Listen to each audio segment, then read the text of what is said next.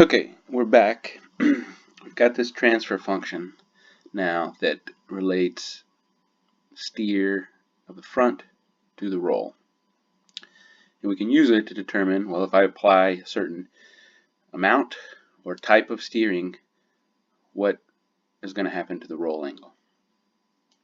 We've expressed it in this simpler term with these two time constants that are values of time, t1, t2. They end up in the equations or the resulting solution to the differential equations in a way that is t over tau 1, tau 2. In there, the time constants of the growth or decay of the exponentials, ultimately. And then k, we can call that a gain of the transfer function. If k is large, then a little steer will make a lot of roll. And if k is small, even a large amount of steer will make a little roll. So we're going to start with that. We know that the denominator that is the characteristic equation and that it has a positive eigenvalue and that the system is unstable because of that positive eigenvalue. So if we wanted a stable system, then we are going to need to figure out how to steer the vehicle such that the roll angle never topples over, never falls over, or never grows. And we have to do that, we have to introduce the concept of control. So we are going to create something that's called a negative feedback controller. And what it's going to mimic what we do as humans.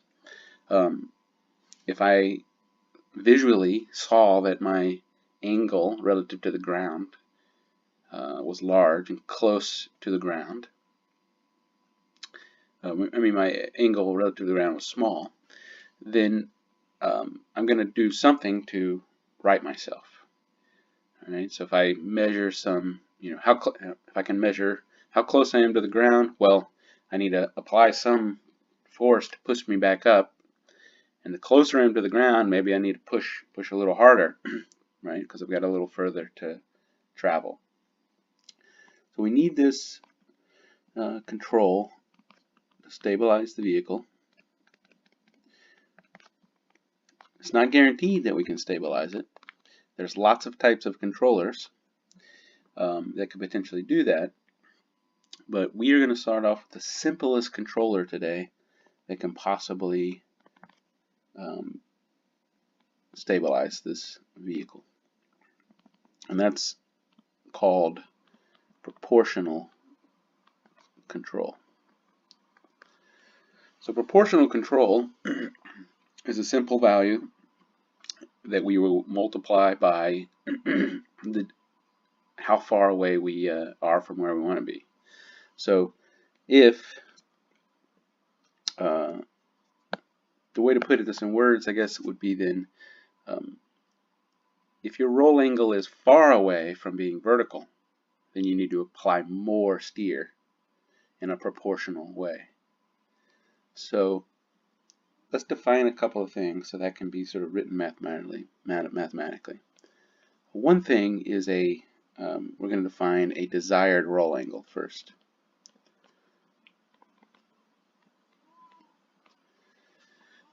Okay, I might want to, when I'm in straight riding on a bicycle and motorcycle, the desired roll angle is going to be 0. I want to be vertical. But if I'm on a steady turn, my desired roll angle is going to be some value that will balance and keep me in that steady turn. And if you recall, I had you work out what that acceleration or force had to be in the first lab. We had a question about what angle might a motorcycle have to be to stay in a certain turn. So the desired roll angle will be anything that we potentially want. It's going to be some value. If we want it to be in a turn, it'll be 0 if we're going straight. The other thing is that we need to define the error then. So if I know what the current roll angle is, how far am I away from the desired? So we can define an error in the theta is going to be, theta minus theta desired minus whatever the current theta is. And this is called the error, and it is the difference in desired roll angle with respect to the current roll angle. And the proportional control is that if that error is large, well, we want to proportionally apply more steering. And mathematically, we can write that as delta F is going to be, I'm going to put a negative here, and I'll explain that, but some value G, a gain, a control gain, just a number,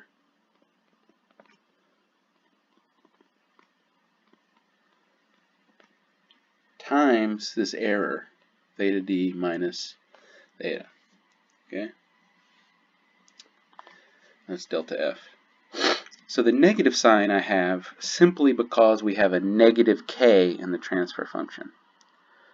That means that if I want to get a positive a positive roll, I need a negative steer. And that is just a function of how we defined our coordinate systems. So in this case, don't worry about the negative, but what it basically says is that if theta is very different than theta d, theta desired, apply more steer. And how much more steer? Well, it's this gain, this control gain G, multiplied by how far we're away. So if we have a large error, we'll get a proportionally more steering. Okay, so proportional steer relative to the error.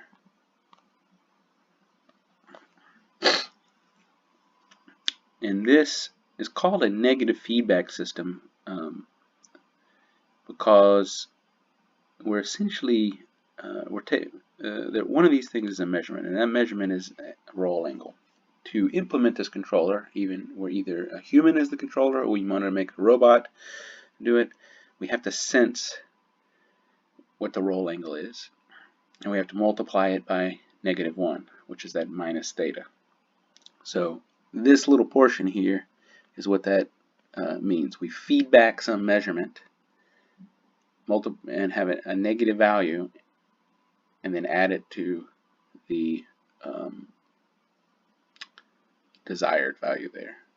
I can control gain, just a number, disappeared, and then we have the negative measurement, I'll call it feedback. Right. So that is our control law, and we're going to try to figure out whether or not this control law could stabilize the vehicle. So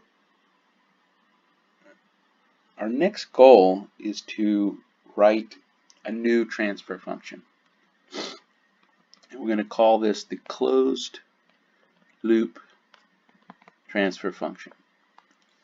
Closing the loop is a term used when we add in negative measurement feedback and then look at the system as a whole.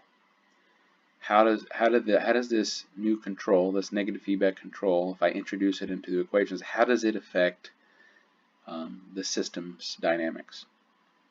All right, and the system I'm referring to now is the entire system, the bicycle system plus the controller system makes a new system, the closed loop system.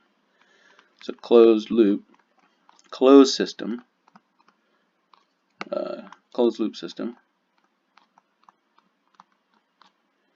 is the bicycle plus the controller. And it's a new set of differential equations that govern how this behaves. But it still has the same kind of variables. The roll angle, the steer, all these things are still present. Let's write so the closed loop transfer function is going to look like this. We want to end up writing a transfer function that tells us if I desire some theta, what behavior will I see in the actual roll angle? So if I want theta to be 10 degrees, what is the response of the system to get it to 10 degrees? Okay, and it won't get there instantly because the system has dynamics. But we can write this closed loop transfer function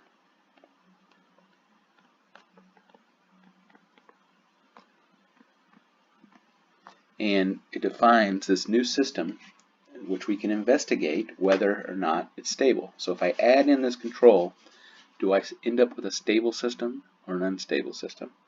If I end up with a stable system, then we have a controller that works, and we can think about how that particular controller affects things. Okay, so we have theta over delta f transfer function, but I also have defined delta f to be negative g theta d minus theta, and that has to be equal to our priorly defined transfer function.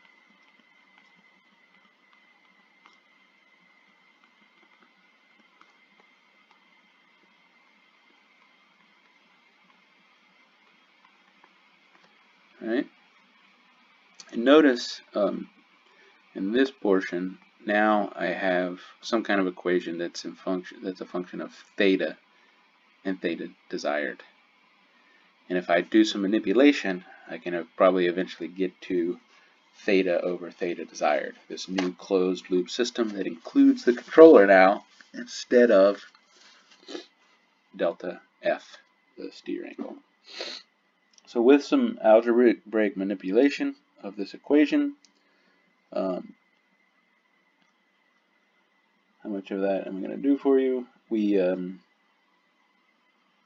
first cross multiply. If you write theta tau 1 squared s squared minus 1 equals negative k tau 2 s plus 1, we'll have a positive gk and a theta d minus theta. So if I put all the theta terms on the same side, then we'll see that we've got theta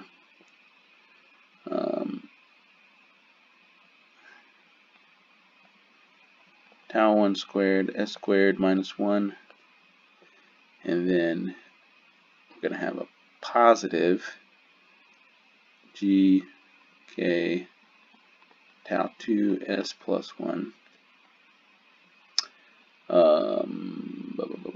times theta equals gk tau 2 s plus 1 times theta d. So I can break that out. Theta tau 1 squared s squared minus 1 plus gk tau 2 s plus 1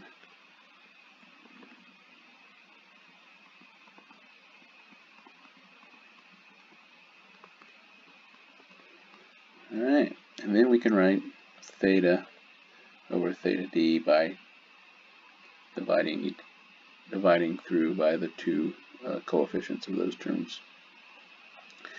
And then we end up with gk tau 2 s plus 1 all over tau 1 squared s squared minus 1 plus gk tau 2 s plus 1. And do I have that correct? Da, da, da, da, da. Like I got some signs messed up. No, no.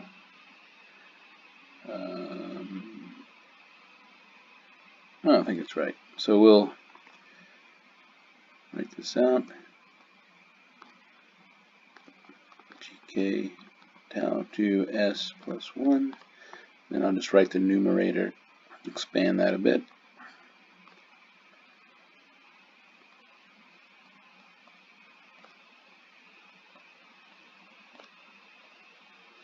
And then here we will have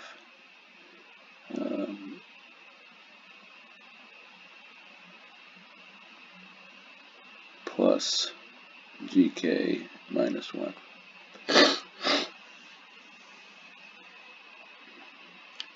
Alright. So this is our closed loop transfer function.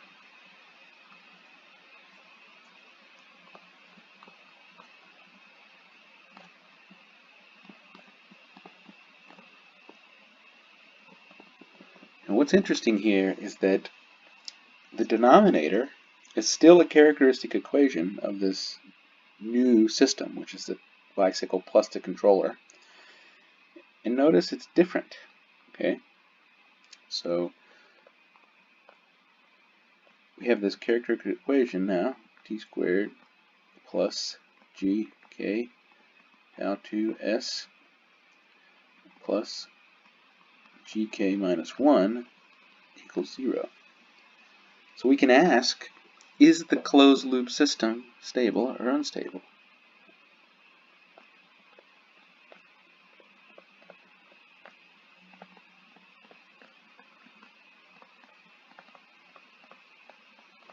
Alright, if we have some control here. And interestingly, right, we have this gain G, which is the controller gain. We get to choose that number as a controller designer, or if the controller is a human, our brain is somehow choosing that number, right? If I'm falling far over, steer more or steer less. In this proportional way, it's possible that we do that. And if G is 0, we have our same characteristic equation as before, right? That's the no control situation. But if we increase G, notice that GK tau 2, let's remember what tau 1 and tau 2 are too. So tau 1 squared equals mgh I plus mh squared. Tau 2, I believe, equals b over u. Where did I put that?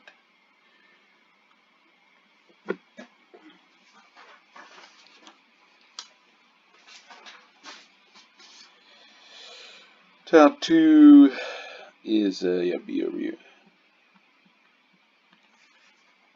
Worth keeping those in mind, what they are in terms of our vehicle parameters. So notice that they're both positive, the tau 1 squared and the tau 2 terms. So if I have a positive number G, then I'm guaranteed to get a positive coefficient to S. And then to guarantee a positive term on the end here, the GK minus 1, well, all I need is to ensure that GK is greater than 1 for that to be positive. So, and that's as long as G is greater than 1 over K, the system is stable.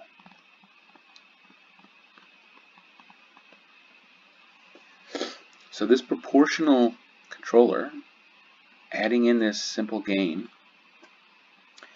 that we steer more if we're falling over more, steer less, as long as that value is larger than 1 over k, which is, and k is that inherent gain of the steer to roll angle transfer function, then we get a stable system. So we just have to pick that number high enough, and remember that k is just a function of the parameters. So k was, I'll write that down, u squared over g a plus b.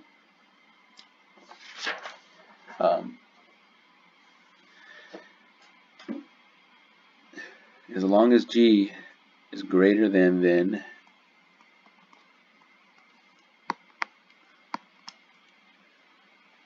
g a plus b over u squared,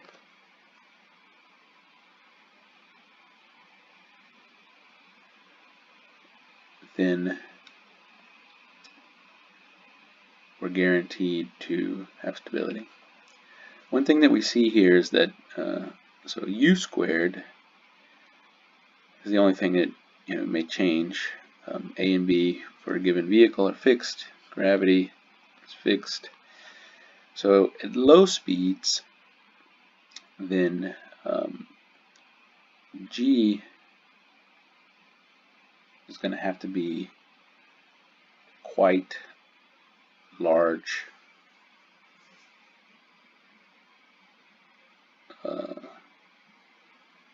number, right? Because as u goes to 0, that term grows to infinity. So as u goes to 0, g goes to infinity to stay stable.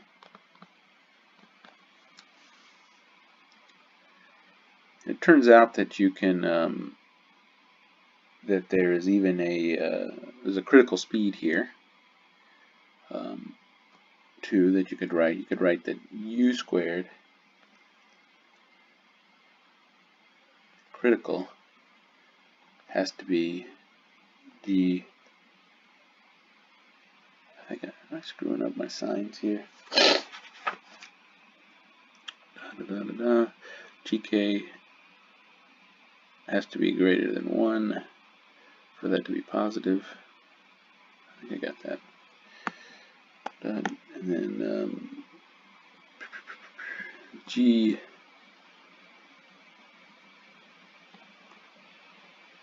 yeah. Okay, so what I want to say here, let's just restate that. I'm getting confused in the last bit, but for low speeds, you need a very high gain to stay stable, and then for high speeds, you don't need much gain at all. All right, so let's start with as u goes to infinity, high speeds, g can be small to stabilize. And then as you slow down, g needs to be very large. So if you want to control at a low speed, you have to have a high gain in your controller. If you want to control at a high speed, you don't have to have a high gain. But we've got a stable system, and we see that we have to choose a gain for that controller based on the speed that we're going. And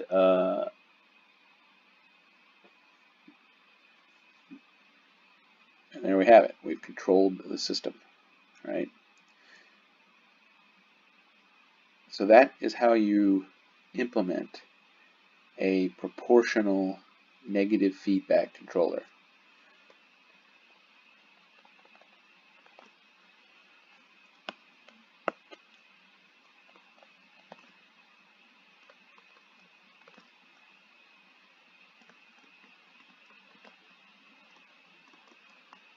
Stabilizes the system as as long as g is greater than g a plus b over u squared. Okay, so that's useful, and that may in fact be how we do that. So I'm going to close here, and we'll come back and we'll look at one more aspect of this, but that's basic control implementation.